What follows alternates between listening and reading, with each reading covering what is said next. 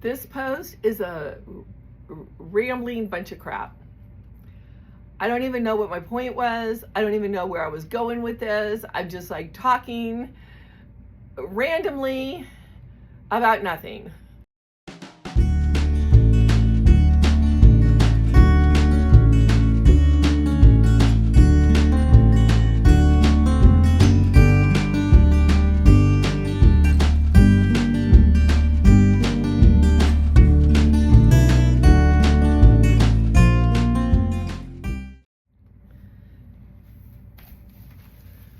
So I was thinking about this whole concept of aging. Oh my God. Why is this so hard?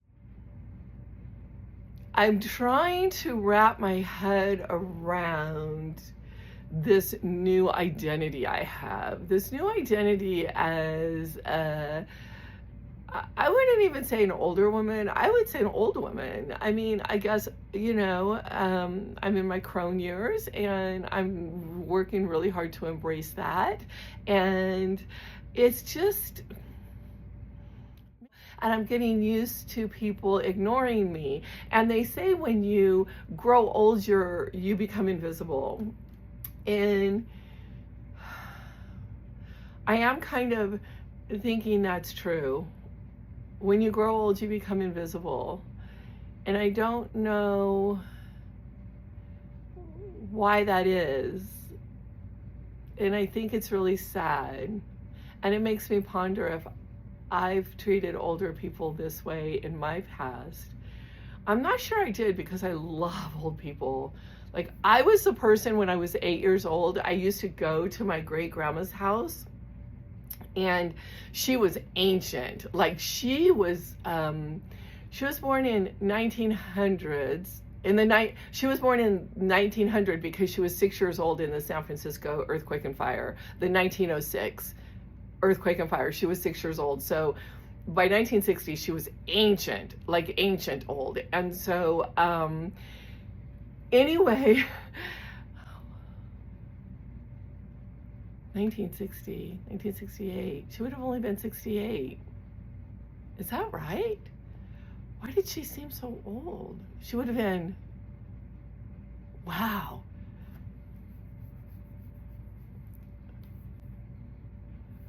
That's almost my age. I wonder if people look at me and think I'm ancient.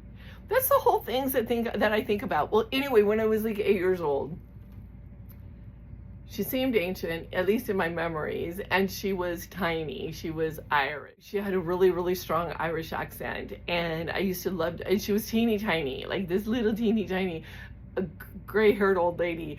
And when I was little, I used to beg my mom to take me to Grandma Elliot's house. Can I go to Grandma Elliot's house? And my mom thought it was really weird, because I think my mom thought I was bothering her. But I remember, and these are just some of the sweetest memories of childhood. I remember going into her home, and it was really tiny because they lost everything in the San Francisco earthquake and fire. They migrated to Sacramento like everybody else, and they lived in tent cities on the river, like everybody did.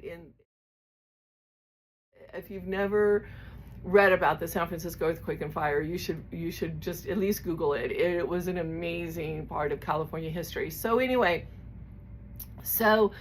they never recovered financially. So she lived in this little teeny tiny house, which is ironic because I'm going to be living in a teeny tiny house too.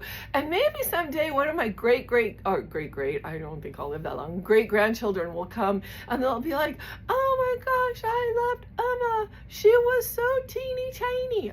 I'm 5'10". I don't think I'll be teeny tiny. She was so old and ancient.